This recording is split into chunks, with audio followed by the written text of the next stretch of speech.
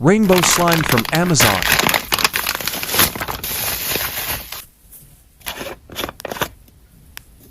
I was taking a school exam when I suddenly got a severe stomachache. I could no longer concentrate on the exam questions, so I raised my hand and said, "Mr. Jones, I'm feeling sick. Can I go home?" "Go home in the middle of an exam? Sure, but then you'll get an F and fail the class."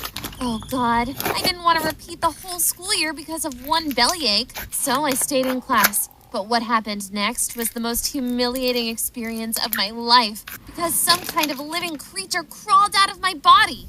Anyway, my name is Alexia, and this story starts when I was 8 years old, and my own dad kidnapped me from school so he could sell me for money.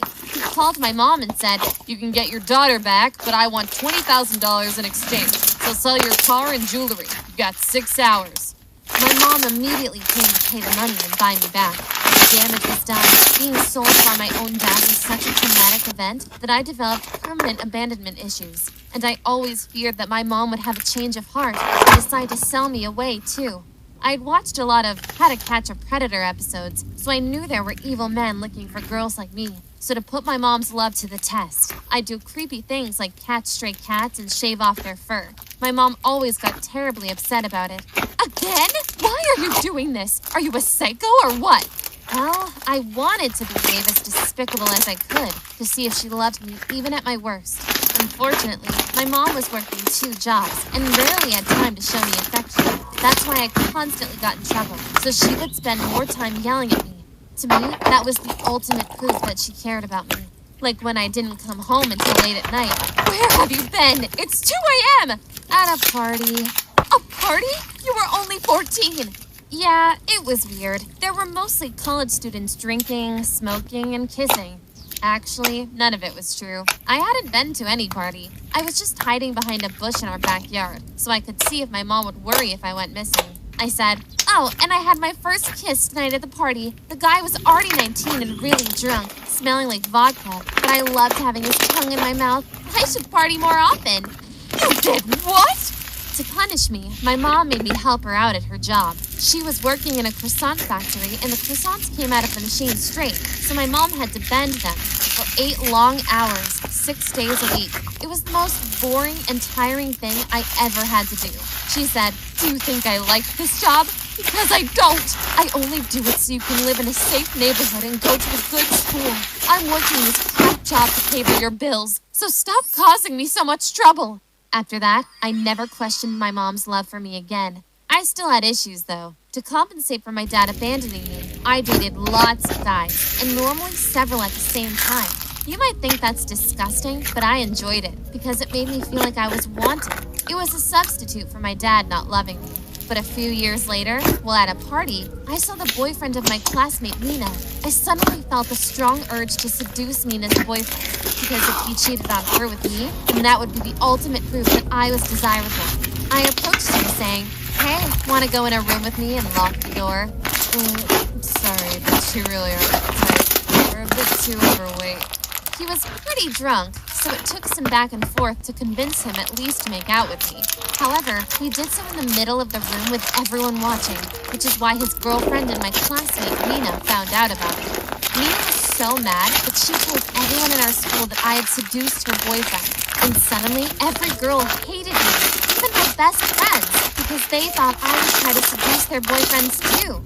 One day, Nina even took the wet sponge from our blackboard and said, "Let's see if boys still like you if you have no makeup on." Then she wiped my face with the dirty sponge until all my makeup was smeared. Of course I didn't enjoy being bullied, although I knew I deserved it. I had no friends left and felt incredibly lonely. So, when this older college guy, Robert, chatted me up on Facebook and invited me to a party, I said, "Sure, can't wait to see you." Robert was a bit of a jerk, though, and said, "Oh God, you look thinner on your photos. Jesus Christ." Well, maybe. There are things I can do that no other girl can. We both ended up wasted, and the next morning, I couldn't remember if we had slept with each other or not. So to be sure, I took a pregnancy test 1 week later. What I didn't know back then was that for the pregnancy test to work, I should have waited until my period was 1 week late. Meanwhile, I started taking birth control pills to reduce the risk of getting pregnant in the future. So when I stopped getting my period, I just thought it was because of the pills. The only pregnancy symptom I ever experienced was me gaining 50 pounds, although I thought I was just eating too much junk food. 9 months later, I was so fat that no guy was attracted to me anymore, not even the ugly ones. Then, while sitting in my math exam, I suddenly got a terrible stomachache. Mr. Jones, can I go home? I'm not feeling well. Mr. Jones had always hated me and replied, "Go home in the middle of an exam? Sure, but then you will get an F and fail the class." But I'm serious. My belly hurts. Oh God, I suggest you sign up for drama classes. Maybe they will appreciate your acting skills. I didn't respond to his stupid remark and tried to finish the exam, but the pain became unbearable, and I started begging, "Okay, please, someone call 911. Calling an ambulance isn't a joke. It's a serious offense. I hope you know that. I was in too much pain to argue with this moron, but luckily one of my classmates called 911 after I started moaning and screaming in pain. It was too late, though. Something was coming out of me. I know how stupid this sounds, but I still didn't understand that I was giving birth. I mean, I never had any symptoms of being pregnant, not even a big belly. That's why I thought I had an alien growing inside of me that finally wanted to come out. I screamed, "Pull it out! Pull it out!" But my stupid teacher still thought I was acting. Well, until he saw the head of my baby come out. He finally realized that I was giving birth and began to help me. After 30 minutes of intense pain, she was out, and I was holding my beautiful baby daughter in my arms. I was brought to a hospital and immediately called my mom. "I just gave birth. You have a granddaughter." I'm sure you did. Well, see you for dinner. I couldn't be mad that she didn't believe me. When I finally brought my baby home, she still said, "You're taking this joke too far. Where did you get this newborn from?" The doctors told me I had a cryptic pregnancy, which is a real thing when you are pregnant without showing any pregnancy symptoms. It's rare, but not unheard of. Well, anyway, I gave my daughter the name Surprise. It took my mom another week to process that her only daughter had become a teen mom. In the meantime, I texted Robert to let him know that he was a father. He replied, "I would rather die than be the father of your child. Don't you at least want to take a look at her?" No response. I knew he wanted to avoid taking responsibility, so I visited his parents' house where his mom opened the door. "How can we help you and your cute little baby?" "Are you Robert's mother?" "Yes." "Your son got me pregnant, and now he has to man up and take responsibility." You should have seen her face. She was in utter shock and said, "Oh, please come inside."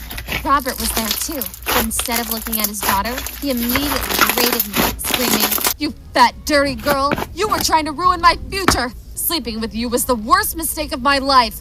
Then came the big shock. He told me to give our daughter up for adoption. He saw our baby as some kind of annoying problem he could get rid of. I said, "I'm gonna raise my baby with or without you, but you better get a job and pay me child support." Ha! I won't do flip. This is your fault, and I hope you both end up in the gutter. What bothered me most was his stupid mother who just stood there and didn't say a word. Didn't she feel ashamed of her son's behavior? I got so mad that I took a vase and threw it at them while screaming, "I will burn this whole house down if you don't pay me child support. I'll make sure that both of you burn in hell." Well, I never set fire to their house, and I didn't see Robert again for 10 years. Until one day, he suddenly stood in front of my house and said he wanted to meet his daughter. Are you crazy? You abandoned her, never paid child support, and now you want to step into her life as if nothing happened? I am her father, and I have the right to see my daughter.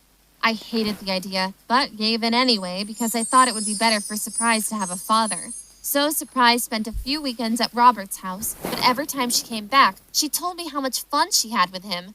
"We went to the cinema, and Dad and his girlfriend bought me the biggest popcorn bucket." Meanwhile, I was a broke loser with no high school diploma who could barely pay the rent. I never had the money to take Surprise anywhere that was fun. I was jealous, and the next time Robert picked up our daughter, I stalked him to find out where he lived. It turned out to be a gorgeous house, much bigger than anything I could ever afford, and that made me furious. After all, I had to drop out of high school to raise my daughter, while Robert could graduate college, find a well-paying job, and build a career. It wasn't fair. So out of jealousy, I forbade Surprise to see her dad anymore. "But Mommy, I will miss Dad so much." "I understand, but trust me, I know what is best for you." Well, Robert decided to sue me over our daughter's custody, and because he could afford better lawyers than me, he got 50% custody of Surprise, which means that she now lives with him half of the time. I won't lie, it feels like someone stole my daughter away from me. On the other hand, Surprise having a father is a good thing, so maybe I just have to learn to be less selfish. What do you think? Am I the bad guy in this story, or is it my baby daddy? Please let me know in the comments and subscribe to this channel.